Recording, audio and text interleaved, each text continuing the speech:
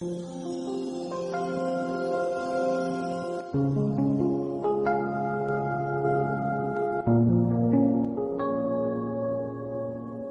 of the first week of Advent. A reading from the book of the prophet Isaiah. Thus says the Lord God, "But a very little while, and Lebanon shall be changed into an orchard, and the orchard be regarded as a forest. On that day, the deaf shall hear the words of a book, and out of gloom and darkness the eyes of the blind shall see.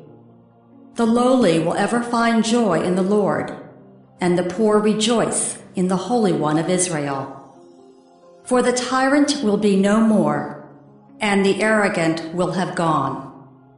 All who are alert to do evil will be cut off, those whose mere word condemns a man, who ensnare his defender at the gate, and leave the just man with an empty claim. Therefore thus says the Lord, the God of the house of Jacob, who redeemed Abraham. Now Jacob shall have nothing to be ashamed of, nor shall his face grow pale. When his children see the work of my hands in his midst, they shall keep my name holy. They shall reverence the Holy One of Jacob, and be in awe of the God of Israel. Those who err in spirit shall acquire understanding, and those who find fault shall receive instruction." The word of the Lord. The responsorial psalm. The response is, "The Lord is my light and my salvation. The Lord is my light and my salvation. Whom should I fear? The Lord is my life's refuge. Of whom should I be afraid? The Lord is my light and my salvation. One thing I ask of the Lord, this I seek, to dwell in the house of the Lord all the days of my life, that I may gaze on the loveliness of the Lord and contemplate his temple. The Lord is my light and my salvation. I believe that I shall see the bounty of the Lord in the land of the living. Wait for the Lord with courage, be stout-hearted, and wait for the Lord. The Lord is my light and my salvation." A reading from the Holy Gospel according to Matthew. As Jesus passed by, 2 blind men followed him, crying out, "Son of David, have pity on us."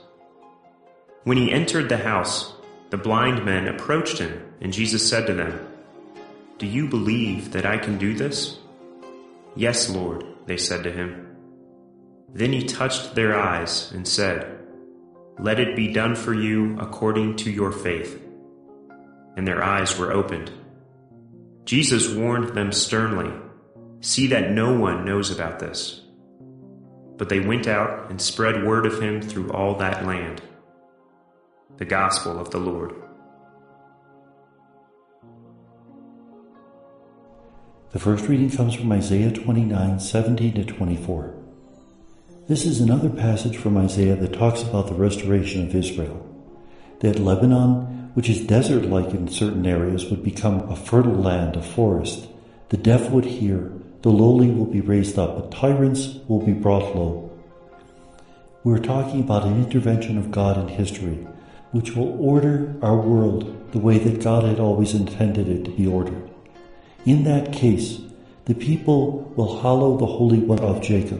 They'll stand in awe before the God of Israel, because the restoration is not simply a restoration of that which lies around us, but also of our hearts, that we will properly order our lives so that God is our King, so that God is the center of everything. That in fact, simply by raising up words of praise, by wasting time, if you will, on God, we are already proclaiming that God is our all. By doing that, we transform this world.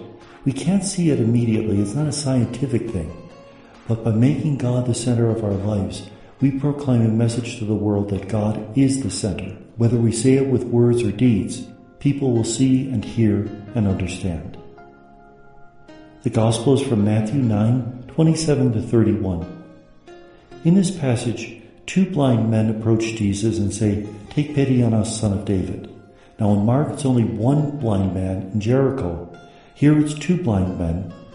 And Jesus heals them because their faith has made it appropriate.